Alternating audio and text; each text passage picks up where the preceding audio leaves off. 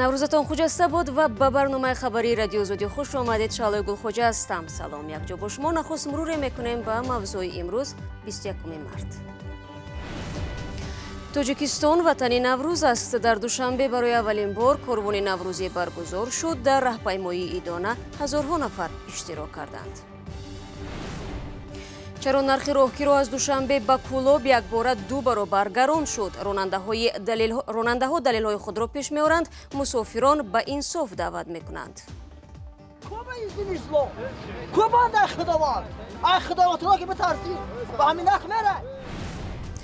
дар юқутистони Русия гумонбарони ҳамла ба муҳоҷирони Осиёи марказиро боздошт карданд. ҳомиёни ҳуқуқ мегӯянд муҳоҷирон аз шикоят бурдан ба полис метарсанд. мардуми таҳҷоӣ таҳдид мекунанд ва мегӯянд ки замини онҳост. таҳқир мекунанд, талаб мекунанд ки муҳоҷирон аз ин ҷо бираванд. имрӯз маркази шаҳри Душанбе шоҳиди раҳпаймоии идона гашт. корвони наврӯзӣ ки яке аз вижагиҳои наврӯзи имсол дар пойтахт унвон мешавад, ҳазорҳо нафарро гирди ҳам овард. ба фарқи солҳои қаблӣ ин дафъа тантанаи асосии наврӯзӣ субҳи барвақт оғоз ёфт. наврӯз ягона ҷашн дар Тоҷикистон аст ки сокинон онро чанд рӯз таҷлил мекунанд. иттифоқи Касаба мегӯяд имсол аҳолии Тоҷикистон аз 21 то 26 март истироҳат хоҳанд дошт. Сарвинози Рӯҳулло ва Шодмони Ятим ҳолу ҳавои наврӯзро ба навор гирифтанд.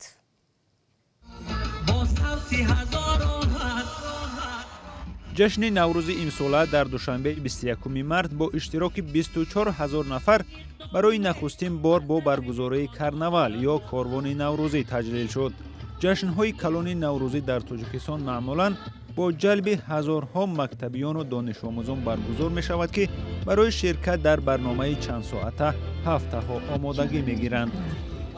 таҷлили иди наврӯзи пойтахти Тоҷикистон имсол дар хиёбони марказӣ ва назди муҷассамаи Исмоили Сомонӣ баргузор шуд.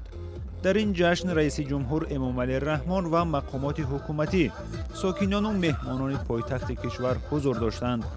Эмомалӣ Раҳмон баргузории корвони наврӯзиро аз суннатҳои ин ҷашн ном бурд, ки оинҳои қадимаро бо қабои идона ва ба шеваҳои нав таҷассум мекунад. ҳамзамон дар баробари ҷашни асосӣ дар ҳар гӯшаву канори Душанбе низ иди наврӯзро таҷлил карданд. дар хиёбонҳои пойтахт ҳузури чашмраси сайёҳони хориҷӣ мушоҳида мешуд. 94 سال من اومدم از اول این طرف من اومدم اکنون من اکنون دیگه 3 روز شد اومدیم رحمت کجای تماشا کردید؟ من همین کنسرت دیدیم. But I like to be here in Nowruz. خوشحالم که در جشن نوروز در تاجیکستانم. طبیعت زیبای تاجیکستان و تجلیل باشکوه نوروز مورد توجه خارجیان خصوصا سیاحان است. واقعا مردم تاجیکستان مهمان دوست دارند.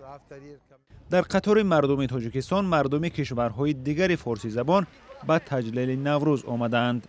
گشته‌ام با آل سامان همنشین. محمد رضا تاج‌الدین شهروند ایران است که از نمایشگاه نوروزی دیدن میکرد.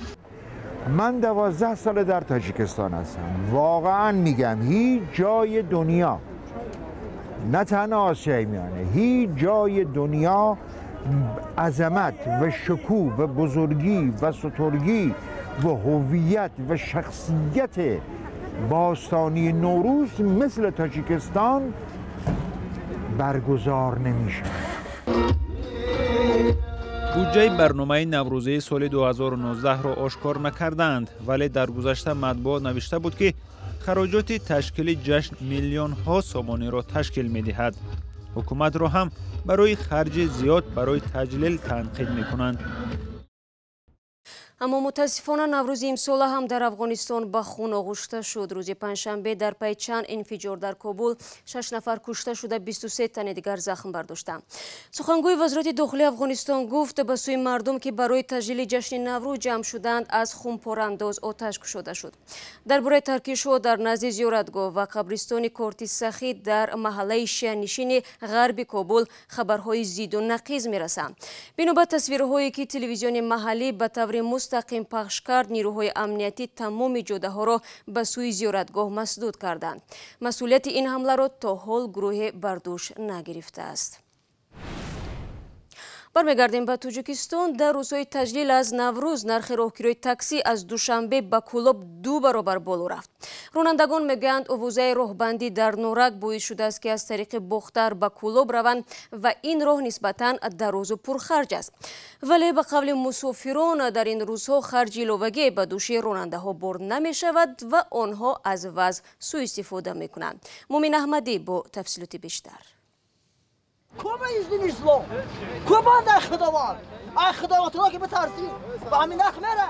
راهگیرای تاکسی های سمت دوشنبه کلوب در عرفه تجلیل جشن نوروز از 40 سامانی تا 80 سامانی افزوده است. مسافران از وجود این حال به شور آمدند. بازی در پول 50 سم 60 میگه 75 سم گفتش چیزی میگه دانش گفتش ما یک ماه کار کنیم اب 7 سامان مونده چیکار کنیم اینجا محل کیلومتر هفتم دوشنبه است که قرارگاه کیراکش های کلوب است. راننده ها میگویند با سبب زیاد شدن خرج راه نرخ را بالا بردند. برای چی نرخ قیمت شده؟ برای خالی گشت اومدم. خالی اومدم. گریوچ یک روز از خود میکنم. پس بعد باید از اینجا مسافرها را قیمت برایده؟ چیکار کنم؟ چیکار کنم؟ یعنی شما 30 سومی باید میرفتید یا؟ من 50 سومی گرفتم پری گریوچ ما برآوردم او طرف خالی ما اونجا هیچ که بمن سوم نمیچکید بنزین بریزی. چرا؟ هر روز من نرفتم منم یکم روزه رفتم. مسافران میگویند در این روزها خرج علاوگی بر دوش راننده ها بار نمی شود و آنها از وضع سوء استفاده میکنند. موشه چی بگم موخه؟ خراجات هم خیلی اساس همه کم تر یکون عید میشه و یکون جشن چی میشه هم خیلی میبردارن نرخ. بالا رفتن راهگیرا بیشتر به کسانی تاثیر کرده است که معاش کم میگیرند. آنها میگویند خرج راه را به گونه دیگر تصور میکردند. 65 میگم. میروید راضی هستید با همین نرخ رفتن؟ ما میگم خود 65 ما که میگیرم. میروم. ما یا مکان میگم 500 میگیرم. روزای همین سالی نه و هم روزای چیدم خالی نرخورم میگم بس نمیتونم خونه‌شون روان. ضمناً مسافران با صدای بلند راننده ها را به انصاف می‌خواندند چون که جز این علاج را نمی‌دانستند. هر یکی از اینها می‌خواهد تیزتر به جشن خانوادگی نوروز برسد و یگانه راه با راننده ها به موافقت رسیدن بود.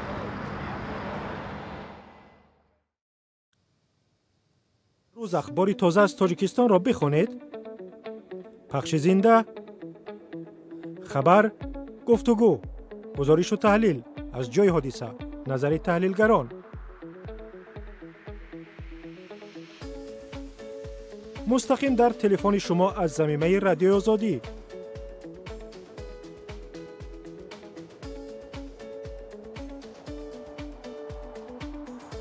در بخش جستجو رادیوی آزادی نویسید.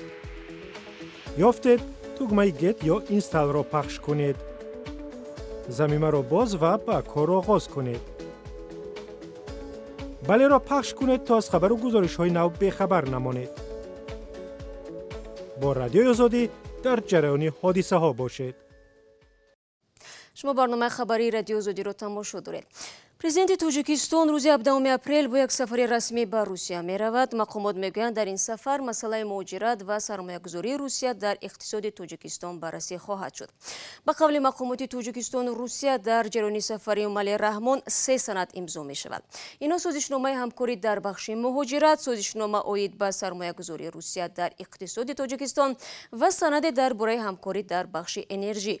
جزئیات سندها را نگفتند، اما مقامات توجیک در گذشته گفتند مسئله عفو 226,000 شهروند توجیکستان که از حق ورود به روسیه محروم هستند بررسی می‌گردد. در روسیه میمانیم. پلیس روسیه در یاقوتستان گروه ساکنان تهجویی را با گمان حمله به مهاجران آسیای مرکزی بازداشت کرد.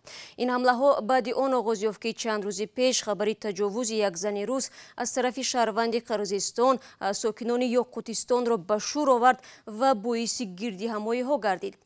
پلیس از مردم دعوت کرد که از برانگیختن خصومت و عداوت قومی کناره‌جویی کنند و از آزار و تحقیر مهاجران دست بردارند. همکاران ما در این باره گزارش آماده نمودند که آن را طاهری سفر تقدیم می‌کند.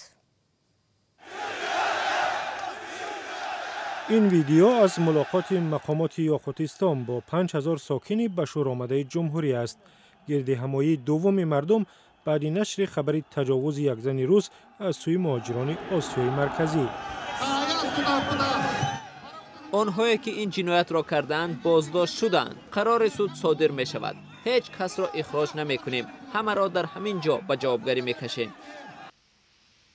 با گفته کمیته تفتیشاتی یاقوتستان 16 مارس سه مرد ناشناس با زور یک زن 36 ساله روس را به ماشین انداخته بیرون از شهر بردند و تجاوز کردند.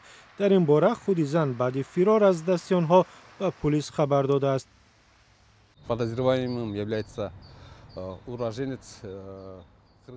فرد متهم زاده قرقیزستان است. عین حال ما هویت مرد متهم را معین نمودیم. سال تولدش 1995 است. در این جنایت باز 2 نفر دیگر که نیز زادگان قرقیزستانند متهم می شوند و ما فعلا شخصیت آنها را مشخص داریم. بعد از این قضیه یک هیئت عبارت از نمایندگان وزارت‌های کارهای خارجی، داخلی و مهاجرت قرقیزستان به محل حادثه رفتند. با گفته آنها فعلا در شهر آرامی است، هرچند 2 روز گذشته وضع بسیار جدی بود. کاربران شبکه‌های اجتماعی نوارهای نشر می‌کردند که در آن مردم تهجویی مهاجران را دشنام می‌دادند و لطوکوب هم می‌کردند.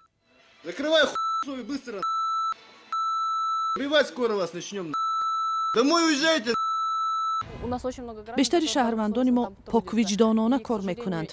متاسفانه این گونه حادثه ها به همه آنها نیز آسیب میرساند. هرچند مقامات در یاقوتستان اذیت و آزار مهاجران را تصدیق نمی کنند، ولی حامیان حقوق در روسیه می گویند لطوکوب مهاجران جای دارد. Он здесь ни при чем. Да не трогай ты его, дядька. Давай. У меня 4 обращения непосредственно от жертв. من 4 شکایت قربانیان و 10 شکایت شاهدان حمله را دارم. شاهدان میگویند حمله ها نه تنها به قرقیزها بلکه به همه مهاجران صورت گرفته است. مردم تهجویی تهدید میکنند و میگویند که زمین آنهاست. تحقیر میکنند، طلب میکنند که مهاجران از اینجا بروند.